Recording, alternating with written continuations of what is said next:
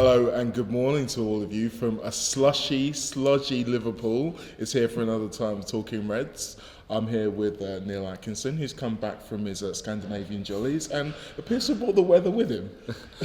Trust me, it's much crisper and cleaner, the cold. It's colder, but it's crisper and cleaner. Not so much wind and not so much horrific rain. It's absolutely lashing down. Everyone who's gone to Porto was saying, the weather won't be as good as we'd like if we were going to Porto. Trust me, lads, if you're watching this from Porto, you're better off in Porto. Yeah, 100%. That was what I thought when I woke up today as well.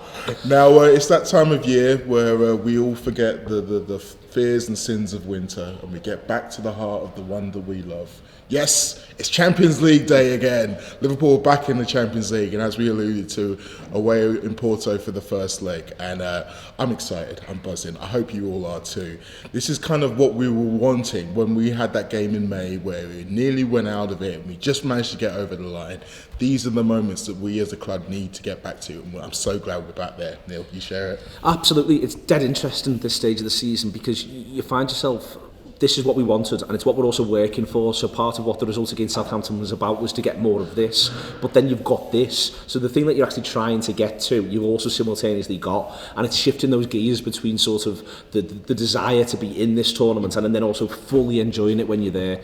And today I'm really looking forward to this one. I think it's going to be, firstly, I think it's going to be a good game of football, but secondly, I think it's a really good opportunity for Liverpool to progress. You saw Manchester City last night against Bale. Now I think that Porto are better than Bale, but I think Liverpool can find a way to do something a bit special today and maybe take the tie beyond Porto. But even if they don't, we then get that Anfield night as well. And it is what you're in it for, because we can win this tournament. And I think the manager's been quite, in his press conference, he's been a combination of bullish but also saying we'll take every round as it comes, Mo. Definitely. And I think though that having that shift in him, I think is important.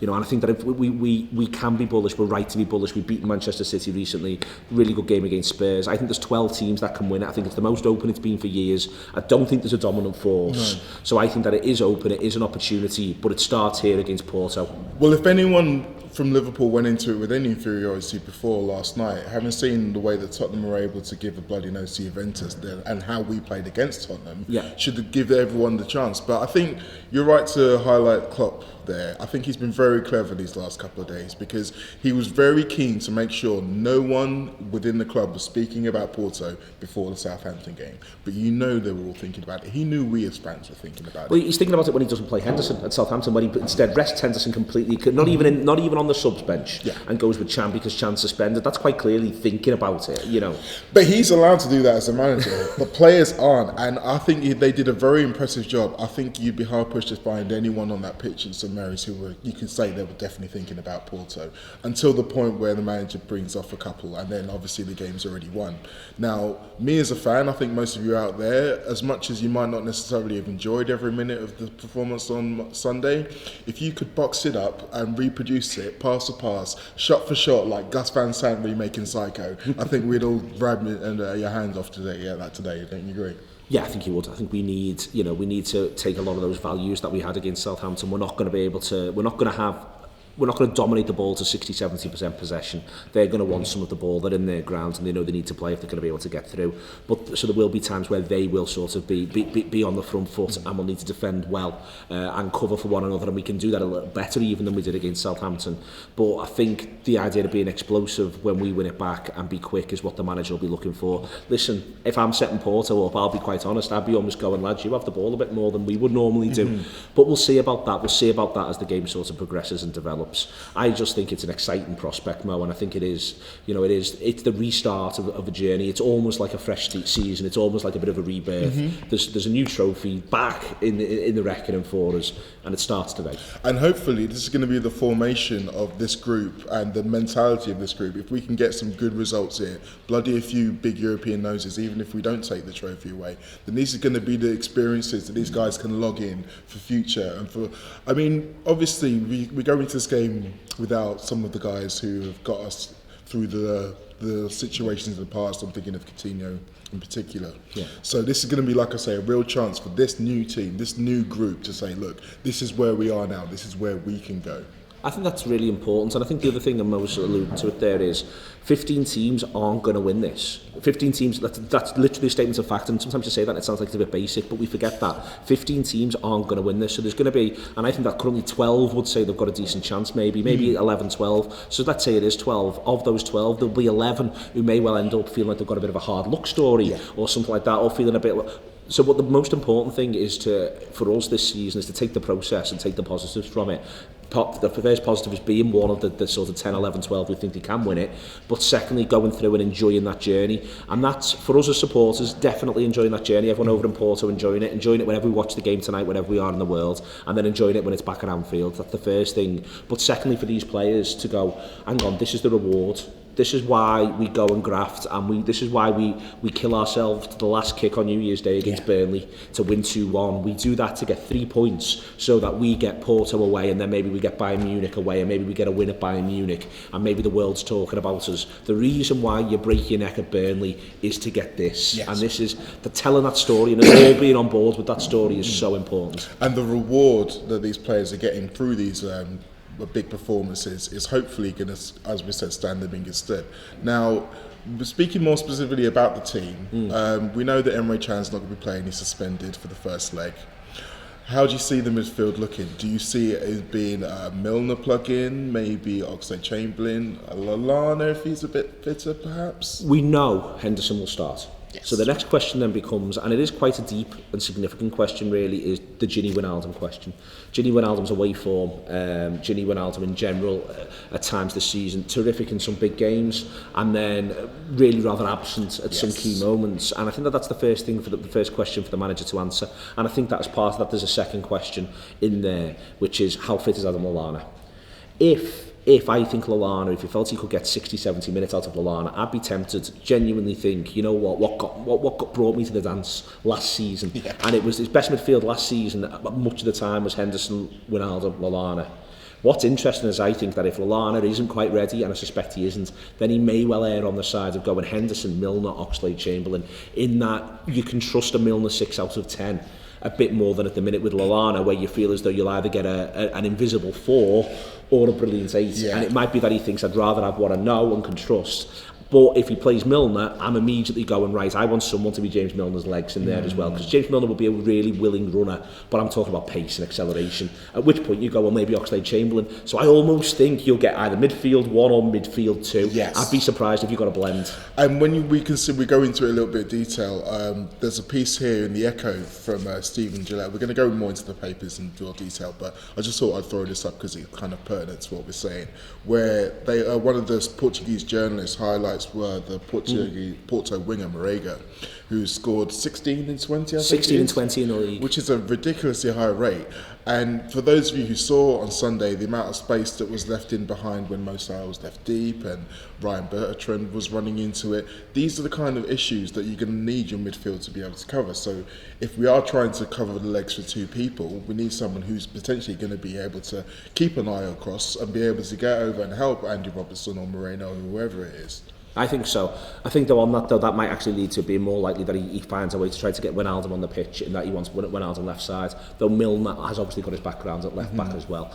I think that it sounds like this lad, according to this piece in the Echo, which is good, Marega is the main threat. It does say we're still vulnerable from set pieces. Listen, we might concede from set pieces, but I don't think you can say we're vulnerable anymore from them. But there's some stuff in there about the variety, the fact that Porto will pick the moments. They conceded a lot of goals early in the Champions League group stages, but then they managed to sort make a couple of tweaks and haven't conceded as many since. They've been in good form in the Portuguese league. Well, they're unbeaten. Yeah, I mean, but then obviously there are some people who doubt the veracity of the Portuguese league. I mean, I watch it sporadically, and I can say that there are some good teams out there. So the numbers aren't really as representative as they would be in the Premier League, but unbeaten is unbeaten. We said the same about Celtic. Unbeaten is still a tough thing to do. You're still not used to losing. You're still, when it gets close games, late in the game, they normally know how to get a result. And this is what we're going to have to overcome. That, the crowd, it's a big pitch. For some of our players, it's going to be the first chance of knockout football in the Champions League. So you've got to get over that. But I think that we've got a game plan, we've got good form, we've got some fantastic players at the top of the pitch, and I believe that we'll have enough to go out there and give Porto, if not a Valentine's Valentine's Day massacre, then something that they're probably going to want. Probably something they're going to want to forget. With you 100%, absolutely with you 100%, and I love the fact that you've had Valentine's Day massacre in your back pocket all the way through. I'm not sure. Well, someone was going to say it, and I thought it might as well be me. Now, as soon as we've gone on to the cliche side, I think it's probably time to dive into the papers, because that's where they do their best work. And we're back with the papers. Now, as you may imagine, the first night of Champions League was probably dominating a few, but there was some other really significant stories that came out yesterday, and I'm going to start with one of them that affects everyone here in the Premier League. It's the new TV packages that have been announced. Sky have managed to buy up 5 packages to the tune of 4.4 billion, whereas BT have taken 1 package for 885 million, leaving 2 packages still unbought.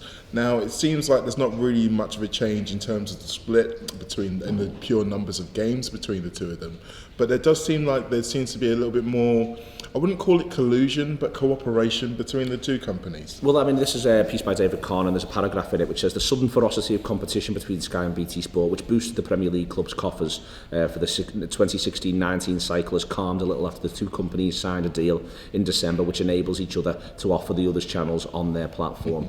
And that does suggest that, you know, these are now sort of talking to one another. But also, I mean, this was, analysts were predicting that this was, that the bubble wasn't that the bubble was going to burst, but that maybe a tiny bit of air was going to be taken out of it. And that's what we've seen here now.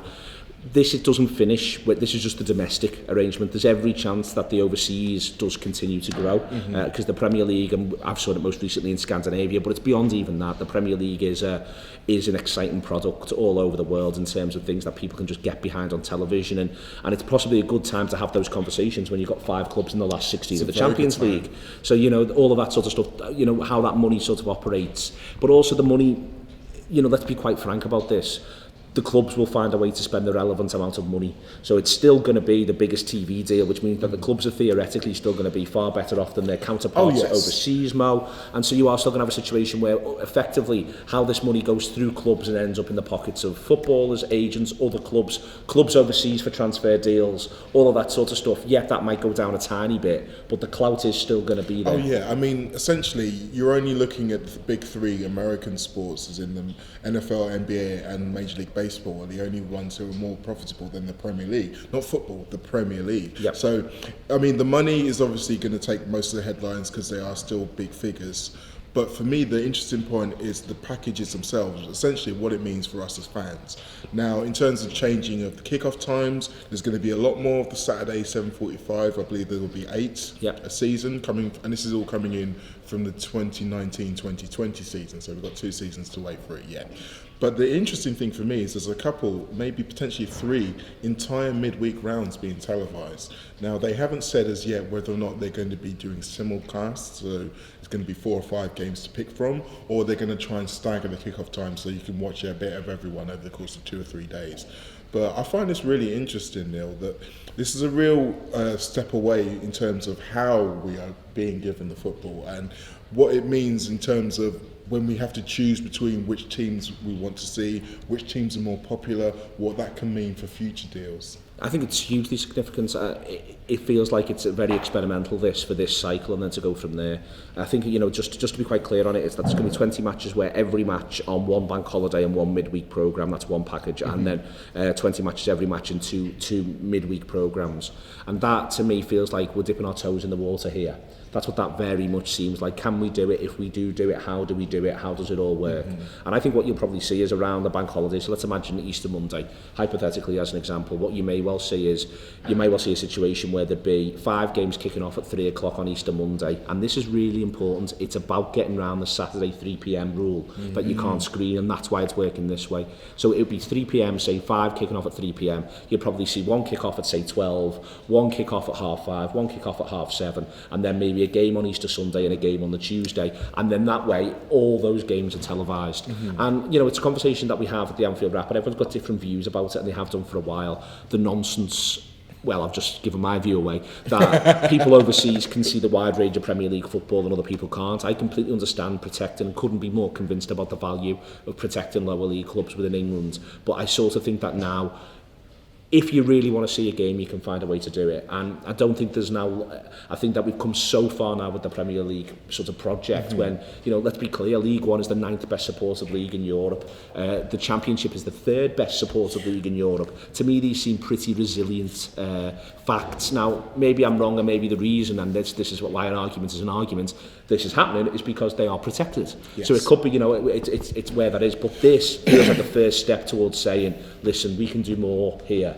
Not necessarily we can do better, because, as I say, that's the value judgment, but we could do more. And so I think that this one is significant. The main significance, I think, for this set of deals could well be for the set of deals that comes after it, not just for this one. Yes, it's how we react to what's happened here, whether or not this sets a new precedent. I agree with you there. I mean, I think it's a bit of a stretch to think that a dodgy stream of Manchester City is going to stop people going down to see Oldham. I think Oldham playing badly is probably going to stop people going down to see Oldham. Yeah. So this is going to be, like we say, the new breeding ground. It's coming in 2 seasons from now. We'll see how it takes. Just on that very example, just very quickly, at the minute Manchester City don't sell out anywhere near as they should, and their prices are pretty low, and Oldham's prices are probably a bit higher than they need to be. If people actually wanted to go and see Manchester City and they had the choice between Manchester City and Oldham, they could just go and watch Manchester City.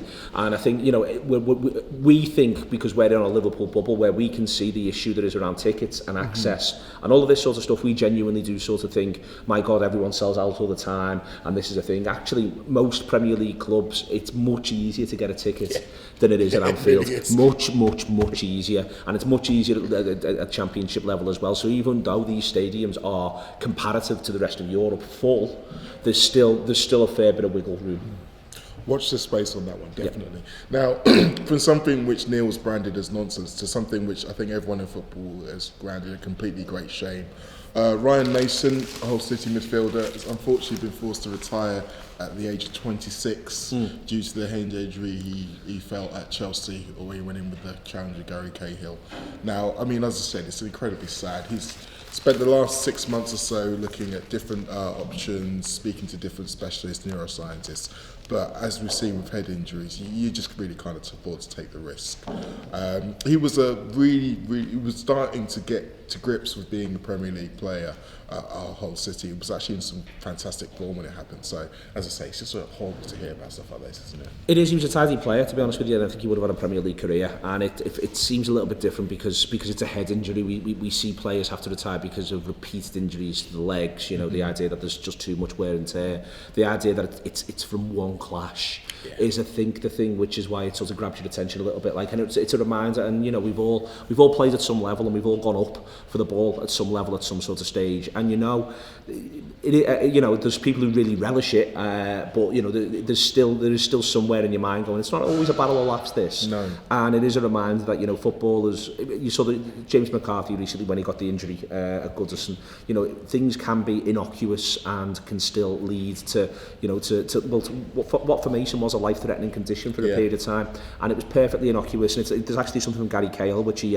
put on his Twitter account, because it was Cahill who he clashed heads with, and he said, devastated to hear today's news from Ryan. Competing for a corner is something we've done thousands of times, and to see those consequences for a top professional like Ryan is heartbreaking. Sending all my love to him and his family and wishing him the best for the future. And that's, you know, it's a reminder that sort of whatever we feel about the way professionals interact within the game, professionals are also simultaneously professionals, and I'm sure that will have weighed on Gary Cahill around the time and still will be doing so now. I mean, I think it's one of those situations where you can't quantify it, and we as fans would never really think about those kind of things, but it does help, and for my money, when sometimes we can get a little bit angry at some of the players, and get a little bit detached from them as people, we have to remember things like this, it can all be taken away so quickly. These guys are working their butts off for the profession that they love, and at any moment like this, it can all go away. We hope that Ryan Mason can still find a job somewhere within football. I imagine that Hull City are probably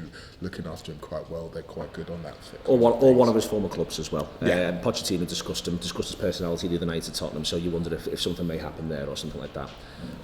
I found this one, which was dead interesting. It's off the back of the Tottenham win last night, and Kane got his 7th Champions League goal of the season. And it's this little inset, which is the most by an English player in a Champions League season. So 08-09, Gerrard got 7, and I don't think he actually played beyond the quarters. He plays the game against Madrid and then he gets his injury. Yeah. So it's about the same number of games as Kane, 3 fewer for Kane so far. Shearer 02-03 is on 6. Scholes 0001 for United is on 6. Gerrard 07-08 is on 6, and then Crouch 06-07 is on 6, and that's really interesting from the point of view of Crouch doesn't play the final. No. And it's been an oft-discussed thing. But the one that sort of stood out as a real, like, oh God, him, 0001, and I'll go as close as I sort of can, Lee Bowyer. Not a typo.